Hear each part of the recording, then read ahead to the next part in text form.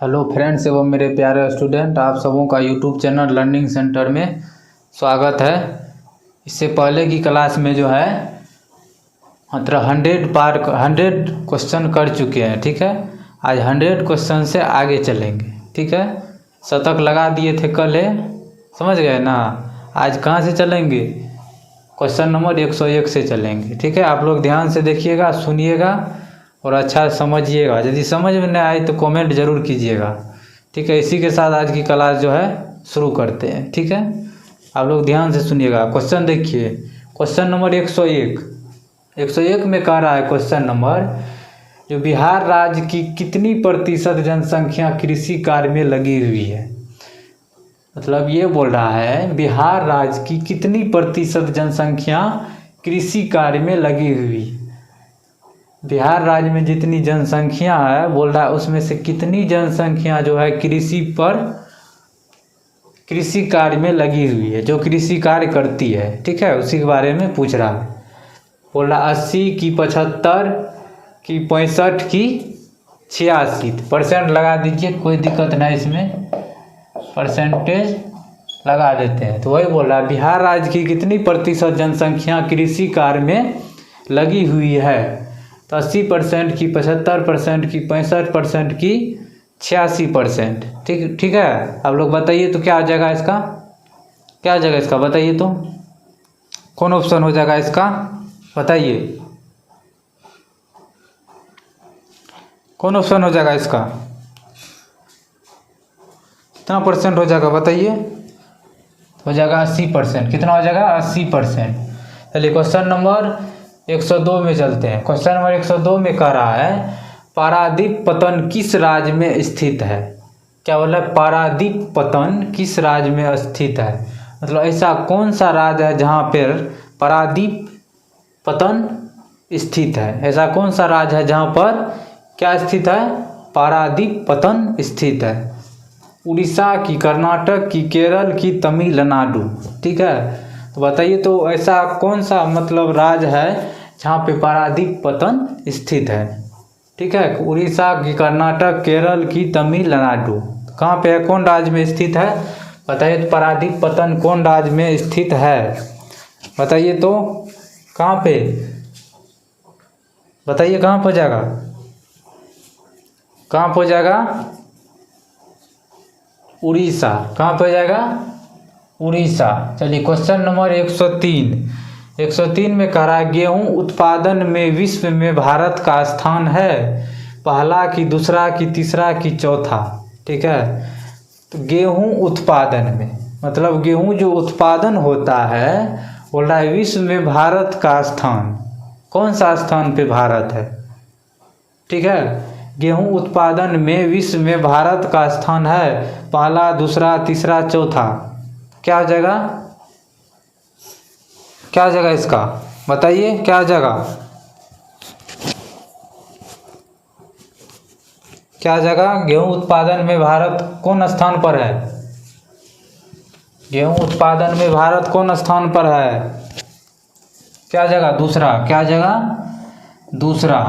चलिए question number 104 में कह रहा है किस देश में बहुदलीय व्यवस्था नहीं है। ऐसा कौन सा देश है जहाँ पे बहुदलीय व्यवस्था नहीं है।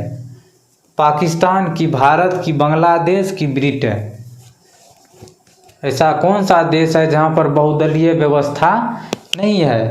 पाकिस्तान, भारत, बांग्लादेश, ब्रिटेन। कौन हो जाएगा इसका, कौन हो जाएगा?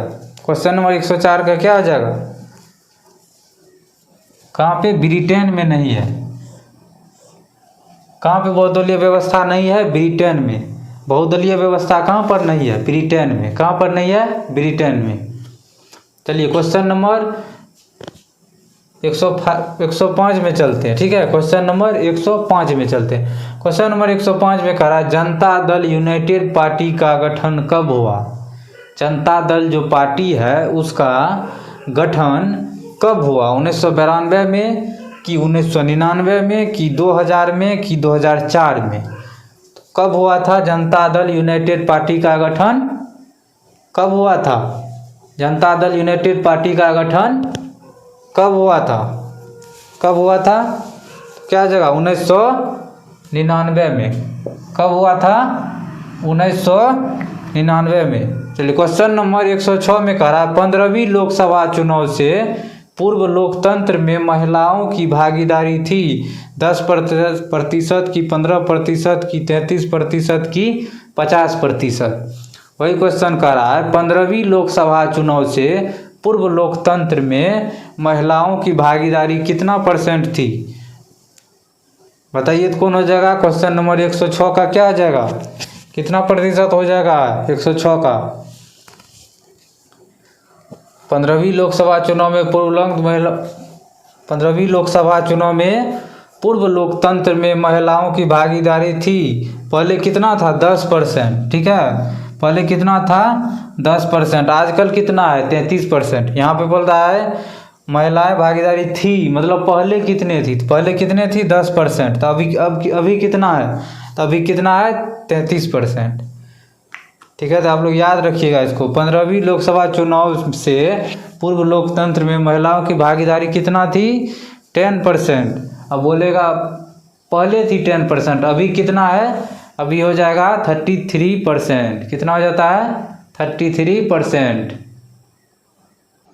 क्वेश्चन नंबर 107 तक कर दिए थे, 106 तक कर दिए हैं।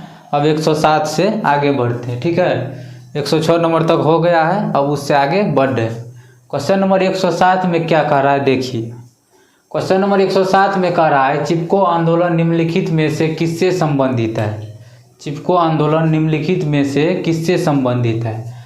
107 में कह रहा है चिपको आंदोलन निम्नलिखित में से किससे संबंधित है? ठीक है, पेड़ काटने के विरोध से, कि आर्थिक शोषण की मुक्ति से, कि शराबखोरी विरोध के आवाज़ से, कि कांग्रेस पार्टी के विरोध से। बताइए, 4 ऑप्शन दिया हुआ है। बोला चिपको आंदोलन निम्नलिखित में से किससे संबंधित है? ठीक है, तो पेड़ काटने के विरोध से, कि आर्थिक शोषण की मुक्ति से, कि शराबखोरी विरोध के आवाज़ से, कि कांग्रेस पार्टी के विरोध से। तो बताइए तो चिपको आंदोलन किससे संबंधित है? चिपको आंदोलन किससे संबंधित है बताइए।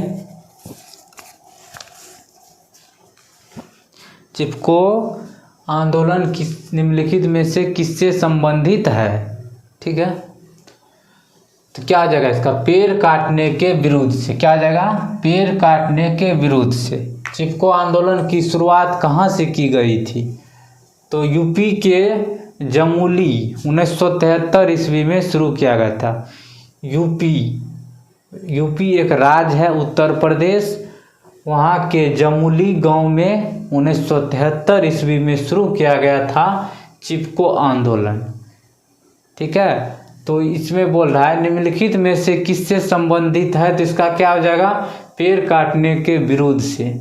ठीक है, उसके बाद शुरू कहाँ से हुआ था? यूपी उत्तर प्रदेश के जमुली गांव से 1973 ईस्वी में चिपको आंदोलन की शुरुआत हुई थी। चलिए क्वेश्चन नंबर 108 में कह रहा दल बदल कानून निम्नलिखित में किस पर लागू होता है?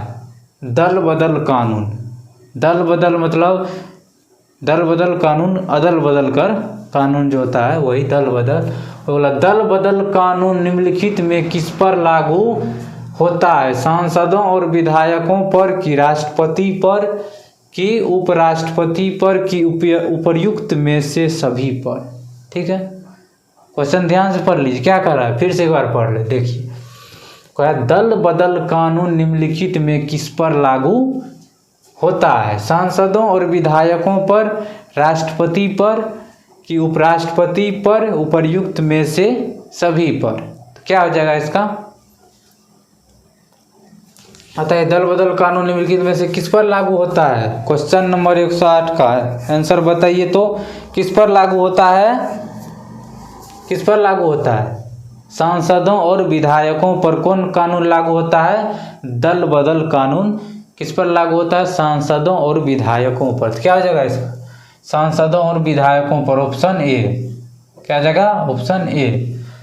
क्वेश्चन नंबर 109 में कह रहा है बिहार में पंचायती राज संस्थाएं हैं। बिहार में जो पंचायती राज है वो कौन सा संस्थाएं है? ठीक है। एक स्तरीय संस्थाएं हैं कि 2 स्तरीय की 3 स्तरीय की 4 स्तरीय। तो वही क्वेश्चन कर रहा है बिहार में पंचायती राज संस्थाएं हैं 1 स्तरीय की 2 स्तरीय की 3 स्तरीय की 4 स्तरीय। तो बताइए तो बिहार में पंचायती राज कैसी संस्थाएं हैं? 3 स्तरीय संस्थाएं। कैसी है? 3 स्तरीय संस्थाएं। और 3 स्तरीय में कौन सा संस्थाएं होता है उसको भी जान लेते हैं। देखिए, पहला होता है ग्राम पंचायत, दूसरा होता है पंचायत समिति और तीसरा होता है जिला परिषद। देखिए 1 2 3 वही बोल रहा है, ग्राम पंचायत और पंचायत समिति और जिला परिषद। तो कोई पूछेगा आज बिहार में पंचायती राज कैसी संस्थाएं हैं, तो बोलना है त्रिस्तरीय संस्थाएं हैं। कौन सब है उसमें? तो क्या है? पंचायती, ग्राम पंचायत है, पंचायत समिति है और जिला परिषद है। तो क्या आ जाएगा इसका ऑप्शन? ऑप्शन हो जाएगा सी हो जाएगा 3 स्तरीय। क्या आ जाएगा? 3 स्तरीय। चलिए क्वेश्चन नंबर 110 में देखिए क्या कह रहा इंदिरा गांधी ने 25 जून डैश डैश में आपातकाल की उद्घोषणा की थी। डैश डैश मतलब कब की थी? 1971 की, 1972 की, 1975 की, 1976। तो बताइए, वही बोल रहा है इंदिरा गांधी ने 25 जून डैश डैश में आपातकाल की उद्घोषणा की थी 1971 की, 1972 की, 1975 की, 1976। तो बताइए तो कौन हो जाएगा इसका? कौन हो जाएगा बताइए? क्वेश्चन नंबर 110 का क्या हो जाएगा बताइए?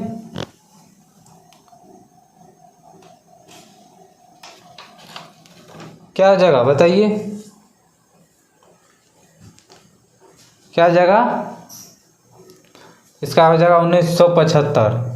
डैश डैश है ना, यहाँ पे भरना है। तो क्या जगह 1975 है, ब्लैंक है, इसलिए यही भरना था यहाँ पे। तो यही बोला है। तो इंदिरा गांधी ने 25 जून 1975 में आपातकाल की उद्घोषणा की थी। कब? 1975 में। बोल रहा है इंदिरा गांधी ने 25 जून डैश डैश में आपातकाल की उद्घोषणा की थी 1971 की, 1972, 75, 1976। क्या जगह? 1975। 10 तक हो गया था, अब 111 में चलते हैं। क्वेश्चन नंबर 110 में कह रहा है, देखिए क्वेश्चन नंबर 110 तक हो गया था। क्वेश्चन नंबर अब 111 में चलते हैं। क्वेश्चन नंबर 111 में कह रहा है जो शिक्षा संविधान की डैश डैश सूची का विषय है। शिक्षा संविधान की डैश डैश सूची का विषय है। क्वेश्चन ध्यान से पढ़ लीजिए, फिर एक बार पढ़ देते हैं। देखिए, शिक्षा संविधान की डैश डैश सूची का विषय है। संघ सूची की, राज्य सूची की, समवर्ती सूची की, NOT मतलब क्या? नन ऑफ दीज, मतलब इनमें से कोई नहीं। क्या हो गया? NOT का मतलब नन ऑफ दीज, इनमें से कोई नहीं। शिक्षा संविधान की डैश डैश सूची का विषय है संघ सूची, राज्य सूची, समवर्ती सूची, नन ऑफ दीज। बताइए तो कौन हो जाएगा इसका? क्वेश्चन नंबर 111 का क्या हो जाएगा बताइए? क्या हो जाएगा इसका? समवर्ती सूची। क्या जगह? समवर्ती सूची। क्या जगह? समवर्ती सूची। चलिए क्वेश्चन नंबर 112 में देखिए, क्षेत्रवाद की भावना का एक कुपरिणाम है। क्या कह रहा है? क्षेत्रवाद की भावना का एक कुपरिणाम है राष्ट्रीय एकता, अलगाववाद, अपने क्षेत्र से लगाव, राष्ट्रहित। ठीक है, राष्ट्रीय एकता, अलगाववाद, अपने क्षेत्र से लगाव, राष्ट्रहित। ठीक है, यही बोल रहा है। क्षेत्रवाद की भावना एक कुपरिणाम है राष्ट्रीय एकता, अलगाववाद, अपने क्षेत्र से लगाव, राष्ट्रहित। तो बताइए तो कौन हो जाएगा इसका? क्वेश्चन नंबर 112 का आंसर बताइए तो क्या हो जाएगा? क्वेश्चन नंबर 112 का क्या हो जाएगा? क्षेत्रवाद की भावना का एक कुपरिणाम है राष्ट्रीय एकता, अलगाववाद, अपने क्षेत्र से लगाव, राष्ट्रहित। तो बताइए तो कौन हो जाएगा? कौन हो जाएगा इसका? राष्ट्रीय एकता हो जाएगा। क्या जगह? राष्ट्रीय एकता। क्या जगह? राष्ट्रीय एकता। चलिए अगला क्वेश्चन देखते हैं। क्वेश्चन नंबर 113 में कह रहा है व्यावसायिक बैंक का राष्ट्रीयकरण कब किया गया? क्या कह रहा है? व्यावसायिक बैंक का राष्ट्रीयकरण कब किया गया? सिंपल है, क्या है, व्यावसायिक बैंक का राष्ट्रीयकरण कब किया गया? 1966 ईस्वी, 1980 ईस्वी, 1969 ईस्वी, 1975 ईस्वी। तो बताइए तो कौन हो जाएगा इसका? व्यावसायिक बैंक का राष्ट्रीयकरण कब किया गया? 1966 ईस्वी, 1980 ईस्वी, 1969 ईस्वी, 1975 ईस्वी। तो इसका क्या हो जाएगा? क्वेश्चन नंबर 113 का कब क्या हो जाएगा? 1969 ईस्वी। क्या हो जाएगा? 1969 ईस्वी। चलिए क्वेश्चन नंबर 114 में कह रहा है पार्ले समूह के थम्स अप ब्रांड को, क्या कर रहा है, पार्ले समूह के थम्स अप ब्रांड को किस बहुराष्ट्रीय कंपनी ने खरीदा? ठीक है, पार्ले समूह जो है उसका थम्स अप जो ब्रांड जो है वही बोल रहा है ब्रांड को किस बहुराष्ट्रीय कंपनी ने खरीदा? कोको कोला ने खरीदा कि एलजी की, रिबॉक की, नोकिया? तो क्या हो जाएगा इसका? बताइए तो इसका क्या हो जाएगा? पार्ले समूह के थम्स अप ब्रांड को किस बहुराष्ट्रीय कंपनी ने खरीदा? कोको कोला की, एलजी की, रिबॉक की, नोकिया? तो क्या हो जाएगा इसका? क्वेश्चन नंबर 114 का क्या हो जाएगा? किसने खरीदा था? तो कोको कोला। क्या हो जाएगा? Coca cola. क्या हो जाएगा? Coca Cola. क्वेश्चन नंबर 115 में देखते हैं। क्वेश्चन नंबर 115 में कह रहा है जो भारतीय रिजर्व बैंक की स्थापना कब हुई? 1934, 1935, 1948, 1951? ठीक है, तो बताइए तो कौन हो जाएगा? बोला भारतीय रिजर्व बैंक की स्थापना कब हुई? 1934 ईस्वी में कि 1935 की, 1948 की, 1951? ठीक है, क्वेश्चन यदि एग्जाम में पूछ देगा भारतीय रिजर्व बैंक की स्थापना नंबर 114 में देखिए क्या कह रहा है? 114 में कह रहा है पार्ले समूह के थम्स अप ब्रांड को किस बहुराष्ट्रीय कंपनी ने खरीदा? क्या हो जाएगा इसका? Coca cola. देखिए क्वेश्चन नंबर 115 में चलते। क्वेश्चन नंबर 115 में कह रहा है भारतीय रिजर्व बैंक की स्थापना कब हुई? क्या कह रहा है? भारतीय रिजर्व बैंक की स्थापना कब हुई? बोला 1934 की, 1935 की, 1948 की, 1951? भारतीय रिजर्व बैंक की स्थापना, भारतीय रिजर्व बैंक जो है आरबीआई, उसकी स्थापना कब हुई थी? पूछ देगा एग्जाम में तो क्या बोलिएगा? अप्रैल 1935। यदि ईस्वी पूछेगा तो बोलना है 1935। यदि मंथ पूछ देगा तो क्या बोलना है? अप्रैल 1935। ठीक है, आज यहीं पे यहाँ तक क्वेश्चन करा दिए हैं। 15 क्वेश्चन आज भी हो गया है। इससे आगे नेक्स्ट क्लास में बढ़ेंगे। ठीक है, यदि वीडियो अच्छा लगे तो लाइक, सब्सक्राइब शेयर जरूर कीजिएगा। इसी के साथ आज की क्लास यहीं पे एंड करते हैं। धन्यवाद।